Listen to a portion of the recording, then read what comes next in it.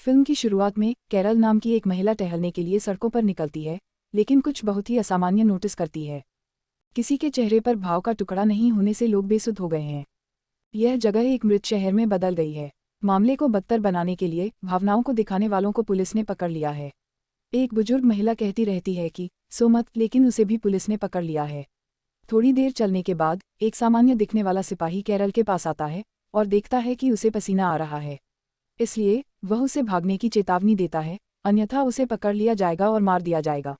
ऐसा लगता है जैसे भावनाएं दिखा रहे हों या सो रहे हों। प्रतिलेख मृत्यु का कारण होगा। इसके बाद फिल्म कुछ दिन पहले की है। देश का हर मीडिया आउटलेट समाचार को कवर कर रहा है, क्योंकि उनका मानना कि 4G एक अंतरिक्ष यान पृथ्वी की सतह पर फट जाता है और अमेरिका के कई राज्यों में बिखर जाता है। इस बीच centre of disease control (CC) के प्रमुख ने कहा कि यह विदेशी आक्रमण का संकेत है। दूसरी ओर लोग भयभीत हैं। टकर कॉफमैन निरीक्षण के लिए दुर्घटना स्थलों में से एक पर आता है और वे मलबे को छूने से हिचकिचाते हैं, इस डर से कि यह संक्रमित हो गया है। वह शोध दल के पास जाता है और उसे पता चलता है कि मलबे का टुकड़ा एक रहस्यमय जीव जो झेलने की क्षमता रखता है विकिरण का विशाल स्तर। जीव भी तेजी से गुना कर सकता है, जिसका अर्थ है कि यह किसी अन्य ग्रह से है। बाद में जब टकर जाने की तैयारी कर रहा होता है तो वह अनजाने में मलबे के एक छोटे से टुकड़े को छू लेता है और उसकी उंगली पर कट लग जाता है। हालांकि वह इसके बारे में ज़्यादा नहीं सोचता और अपने घर की ओर बढ़ जाता है। उस रात टकर को बहुत पसीना आने लगता है और उसके चेहरे पर एक तीव्र सेलुलर संघनन का अनुभव होता है, जैसे कि किसी चीज़ ने उसे अपने ऊपर ले लिया हो। अगले दृश्य में हमारा परिचय टकर की पूर्व पत्नी से होता है, कैरल। वह पेशे से एक मनोचिकित्सक हैं जो अपने इकलौते बेटे के साथ रहती हैं, ओलिवर। उस रात ओलिवर को एक बुरा सपना आया और चिल्लाना शुरू कर देता है, लेकिन उसकी मां तुरंत हरकत में आती है और उसे शांत करती है। नीचे अगली सुबह कैरल को टकर का फोन आता है, जो अपने बेटे को देखने की इच्छा व्यक्त करता है। लेकिन जैसी कि उम्मीद थी, वह बस ना कहती है और कॉल काट देती है। कुछ ही समय बाद वह ओलिवर को स्कूल छोड़ देती है और अपने कार्यस्थल पर चली जाती है। रास्ते में वह अपने सबसे अच्छे दोस्त के पास जाती है, डॉक्टर बेन ड्रिस्कॉल, और एक लिफ्ट लेता है। ड्रिस्कॉल का उल्लेख है कि सरकार उनसे कुछ गंभीर छिपा रही है, क्योंकि दुर्घटनास्थल के सभी शोधकर्ताओं ने इस्तीफा दे दिया है। हालांकि कैरल इस विषय पर बात करने के मूड में नहीं है और इसके बजाय अपने पूर्व पति के बारे में शिकायत करती है। वह ड्रिस्कॉल को बताती है कि टकर हाल ही में बहुत अजीब काम कर रहा है और वह अचानक देखना चाहता है उनके बेटे। वे कैरल के कार्यालय के बाहर पहुंचते हैं और अलग अलग रास्ते जाते हैं।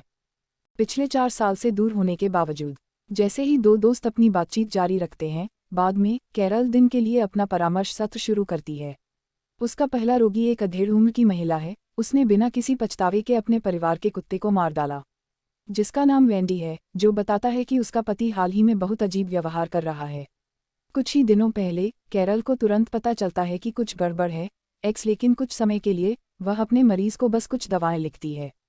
काम खत्म करने के बाद कैरल और उसके पड़ोसी पईम उनके बच्चों को चाल चलन के लिए बाहर ले जाओ घर। परिवार का कुत्ता जोर से भौंकना शुरू कर देता है, क्योंकि यह हैलोवीन की रात है।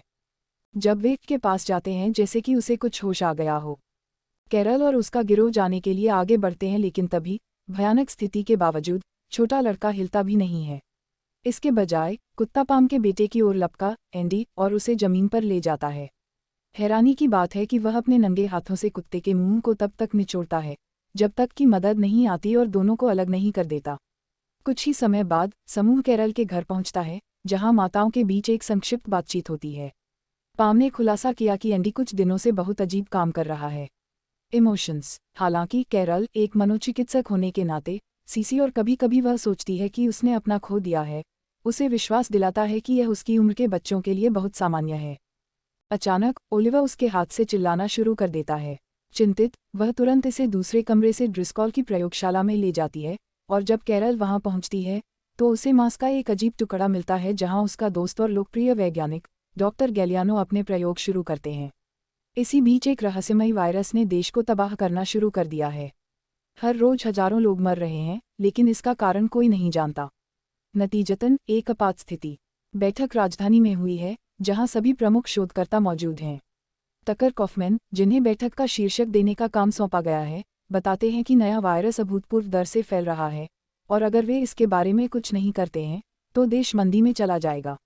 जब कुछ शोधकर्ता समाधान के बारे में पूछते हैं तो टकर कहते हैं कि प्रसार को रोकने का एकमात्र तरीका टीकाकरण कार्यक्रम आयोजित करना है। बैठक के चलते कई संक्रमित वेटर रसोई के अंदर चाय पीते हुए देखा जाता है, यह सभी को परोसा जा रहा है। लेकिन इससे पहले कि वह इसका कारण बता पाती, एक कार उसे पार कर जाती है। आखिरकार पिता है। जब वह अपने घर जा रही थी तो एक घबराई हुई महिला अचानक उस रात को दिखाई देती है। कैरोल अनिच्छा से फैसला करती है टकर को ओलिवर के साथ सप्ताहांत बिताने दें, क्योंकि वह मदद मांगता है। वह उल्लेख करती रहती है कि कुछ भयानक होने वाला है। कुछ ही समय बाद पुलिस घटनास्थल पर पहुंचती है। कैरल का दावा है कि वह गवाही देने के लिए तैयार है। कैरल यह मानने लगती है कि शहर में वास्तव में कुछ बुरा हो रहा है। एक्स लापरवाह ड्राइवर के खिलाफ, लेकिन हेड कॉप बस उसे घर जाने के लिए कहता है। यह सुनकर ने दिन के लिए अपने अपॉइंटमेंट रद्द कर दिए हैं। तभी उसे ड्रिस्कॉल का फोन आता है, जिसमें उसे सूचित किया जाता है कि अजीब त्वचा पैच के परीक्षण के परिणाम सामने आए हैं। अगले सीन में कैरल लैब पहुंचती है, जहां डॉक्टर गैलियानो उसका इंतजार कर रही है। उन्होंने खुलासा किया कि त्वचा का नमूना कई आणविक बीजाणुओं से बना होता है जो नींद के दौरान मानव मस्तिष्क पर कब्जा कर लेते हैं और आनुवंशिक कोड को बदल देते हैं, जिससे व्यक्ति अस्थिर हो जाता है।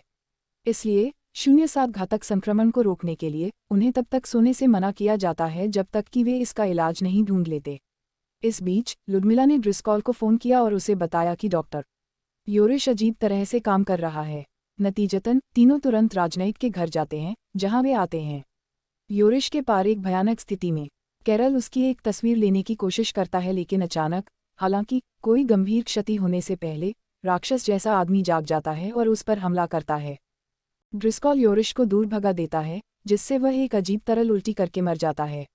घटना के बाद कैरल डर जाती है और अपने पूर्व पति से ओलिवर को निकालने के लिए दौड़ती है। कैरल अपने बेटे के बारे में चिंतित है, लेकिन टकर उसे विश्वास दिलाता है कि ओलिवर उसके दोस्त के साथ खेल रहा है। जब वह उस स्थान पर पहुंचती है तो वह टकर को उसके कुछ सहयोगियों के साथ एक बैठक में देखती है। जीन का घर। इसके बावजूद वह आश्वस्त नहीं होती है और अपने बेटे की तलाश शुरू करती है, लेकिन तभी बैठक के पुरुष उसे घेर लेते हैं। एक भयभीत कैरल दौड़ने की कोशिश करता है, सीसी, लेकिन टकर आसानी से उसे जमीन पर ले जाता है और उसे अपनी लार से संक्रमित करता है। कैरोल पड़ोस के माध्यम से लापरवाही से ड्राइव करती है। सौभाग्य से वह किसी तरह घर से बच निकलती है और अपनी कार में बैठ जाती है, जिसके परिणामस्वरूप दुर्घटना हो जाती है। जब वह अपनी कार से बाहर निकलती है तो उसका फिर से पीछा किया जाता है। थोड़ी देर बाद कैरल ट्रेन पर चढ़ जाती है, जो 1.5 लोगों के समान अस्पष्ट समूह वाले यात्रियों से भरी होती है। लेकिन इस बार भी वह उनसे बचती है और एक मेट्रो स्टेशन में प्रवेश करती है।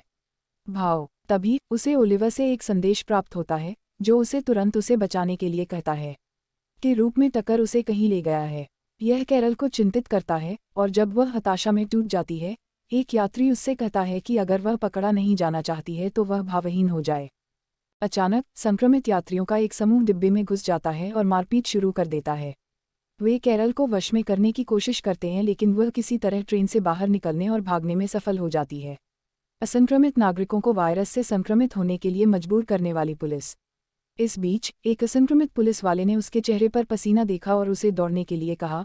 वह फिर सड़क पर लौट आती है और कुछ को यह संकेत मिलता है कि संक्रमित लोगों को पसीना नहीं आ रहा है।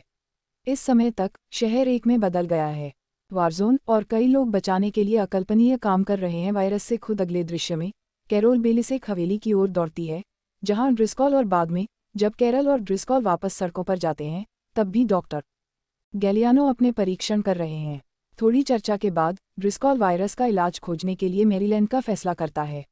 वे भी जागते रहने का फैसला करते हैं, कैरल को उसके बेटे को खोजने में मदद करते हैं, जबकि डॉक्टर गैलिनो और उनके सहायक फोर्ट डेट्रिक की यात्रा करने की तैयारी करते हैं, इस डर से कि वे संक्रमित हो सकते हैं। वे देखते हैं कि वेंडी को पुलिस जबरदस्ती ले जा रही है। जब वह विरोध करने की कोशिश करती है, जहां वे वेंडी के मेडिकल प्रोफाइल के माध्यम से खोजना शुरू करते हैं, संक्रमित पुलिस ने उसे एक छड़ी से थपथपाया और उसे बाहर निकाल दिया। इसके बावजूद वह मुड़ती नहीं है। कैरल थोड़ी देर बाद दोनों ने एक पुलिस कार चुरा ली और कैरल के कार्यालय में पहुंचे, और ड्रिस्कॉल ने इसे नोटिस किया और यह निष्कर्ष निकाला कि वेंडी ने किसी तरह वायरस के प्रति प्रतिरोधक क्षमता विकसित कर ली है।